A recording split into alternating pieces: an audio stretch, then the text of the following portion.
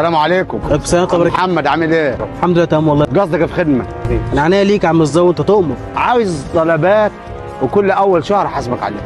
لا هو انت في حد زعلك منين يا عم الزو؟ عمري ما حد ضايق من الناس الحلوه يا راجل. لا امال ليه بس بتقول الكلام ده؟ انا عايز طلبات وكل اخر شهر حاسبك عليها. شوف برضه يا جدع انت قول لو في حد ضايقك عرفني. مش حد مضايقني. اهو ما انت اللي بتقول اهو يا عم الزو اهو. يعني انت يرضيك تعدي في الشارع ما تسلمش عليا؟ لا يا عم سلم عليك عادي. تشوفني بقى اي حته تعمل نفسك مش واخد بالك مني؟ ليه بس؟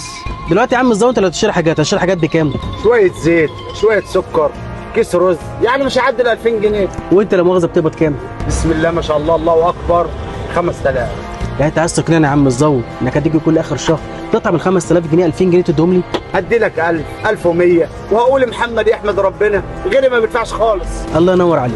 والشهر اللي بعد منك تصحب طلبات بكام؟ برضك ب 2000، مش هيعدي ال 2000، لو عدى تعدي 2100. لو احنا بقى قعدنا على النظام ده 3 4 شهور كمان هيبقى عليك كام؟ 5 6000 مثلا. بذمتك يا عم الزو انت لو بقى عليك ليه 5 6000 جنيه هتوريني وشك هنا تاني في الكشك؟ لا هيبقى معاك فلوس هتشتري منين؟ الصراحه كده اشتري من عند غيرك. اللي في حته تعمل نفسك ايه؟ مش شايفك. ما عشان كده بقول لك يا عم الزو حد زعلك مننا في حاجه؟ لا عندك حق، ربنا يدوم المعروف. عارف هتعد السجاير. ايه يا عم الزو، ما انت معاك فلوس اهو وبتدفع كاش، امال بتيجي عندنا وبتقسط ليه؟ ما العالم كله كده يعني، جت على يوني. العالم كله كده؟ خلي لي ال 50 دي ليه من الحساب القديم. طب وحسابه حتى